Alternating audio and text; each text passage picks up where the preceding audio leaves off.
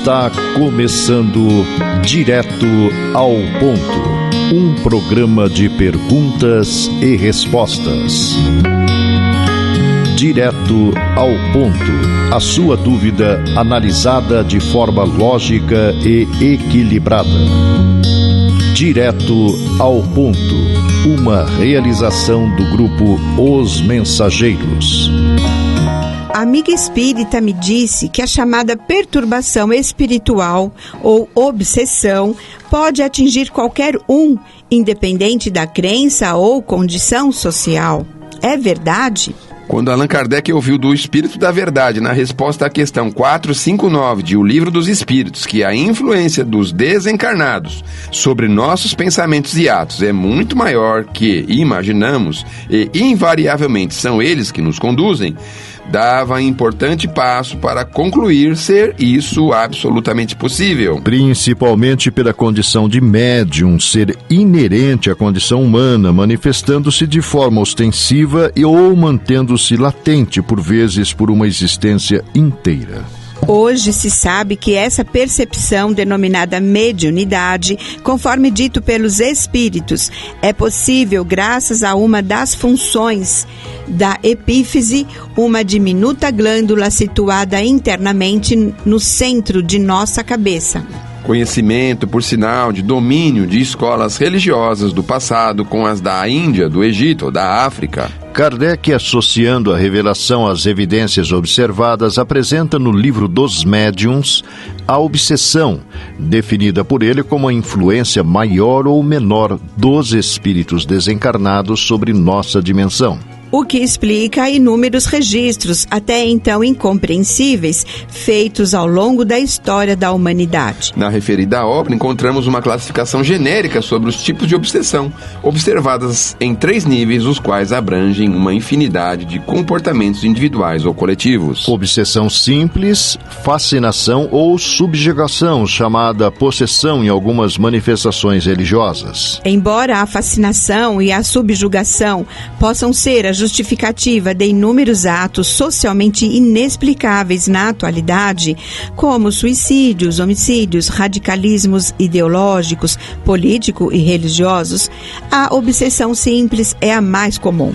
Produz vítimas a todo momento pela vulnerabilidade mente-emocional das pessoas, distanciadas da imunidade resultando dos pensamentos equilibrados pela ligação com propostas filosófico-religiosas mais espiritualizadas. Espiritualidade é hoje definida como um clima resultante de esforços e ações no nosso mundo interior, almejando a conquista e preservação do equilíbrio. A exposição à vivência predominantemente do nosso lado sensorial nos liga às influências de inteligências afins com a mesma busca.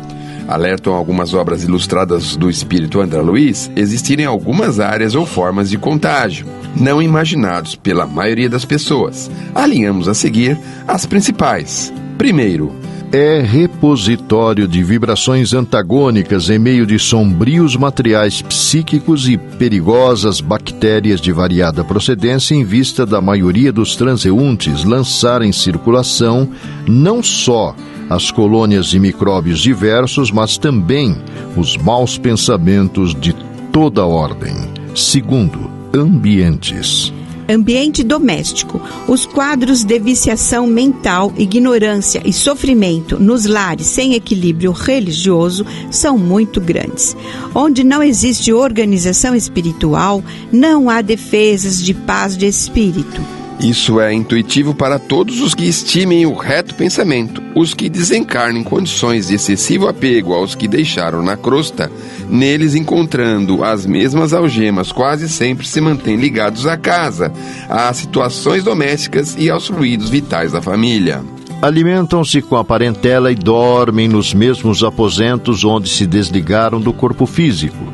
Os viciados nas sensações fisiológicas encontram nos elementos desintegrados pelo cozimento o mesmo sabor que experimentavam quando em uso do envoltório carnal, já que mais de 70% da alimentação comum o encarnado capta pelos condutos respiratórios. Casas noturnas. O ambiente sufocava. Desagradáveis emanações se faziam cada vez mais espessas à medida que avançávamos. No salão principal do edifício, onde abundavam extravagantes adornos, algumas dezenas de pares dançavam, tendo as mentes absorvidas nas baixas vibrações que a atmosfera vigorosamente insuflava. A multidão de entidades conturbadas e viciosas que aí se movia era enorme. Os dançarinos não bailavam sós, mas inconscientemente correspondiam no ritmo assodado da música inferior, a ridículos gestos dos companheiros irresponsáveis que lhes eram invisíveis. Terceiro, sono físico. A determinadas horas da noite, 3/4 partes da população de cada um dos hemisférios da crosta terrestre se acham nas zonas de contato com o plano espiritual. E a maior percentagem desses semilibertos do corpo, pela influência natural do sono, permanecem detidos nos círculos de baixa vibração. Neles, muitas vezes, se forjam dolorosos dramas que se desenrolam nos campos da carne.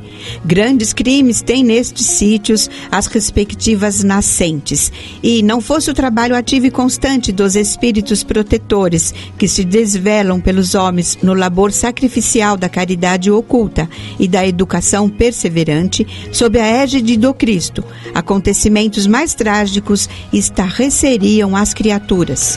Através das correntes magnéticas suscetíveis de movimentação. Quando se efetua o sono dos encarnados, são mantidas obsessões inferiores, perseguições permanentes, explorações psíquicas de baixa classe, vampirismo destruidor, tentações diversas. Muitas vezes a mente obsediada arquiva ordens e avisos do obsessor durante o sono habitual, quando liberamos os próprios reflexos, sem o controle da nossa consciência de limiar, ordens e avisos que a pessoa obsessa atende de modo quase imediato.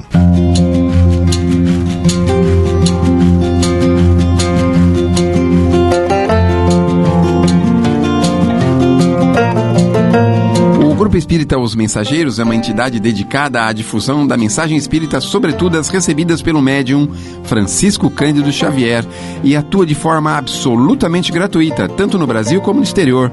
Publica também o jornal Os Mensageiros. O Grupo Espírita Os Mensageiros tem também o seu braço social, a AME, que mantém atividades sociais no Glicério e em Carapicuíba, além de Piedade. Venha conhecer-nos. Escreva-nos para se inteirar das demais atividades do grupo, enviando-nos sua correspondência para a Caixa Postal 522, CEP 01031 970, São Paulo, São Paulo, ou pelo endereço eletrônico mensageiros@mensageiros.org.br. Escreva, enviando-nos suas dúvidas, manifestando comentários ou opiniões. Na próxima semana, convidamos você para irmos direto ao ponto.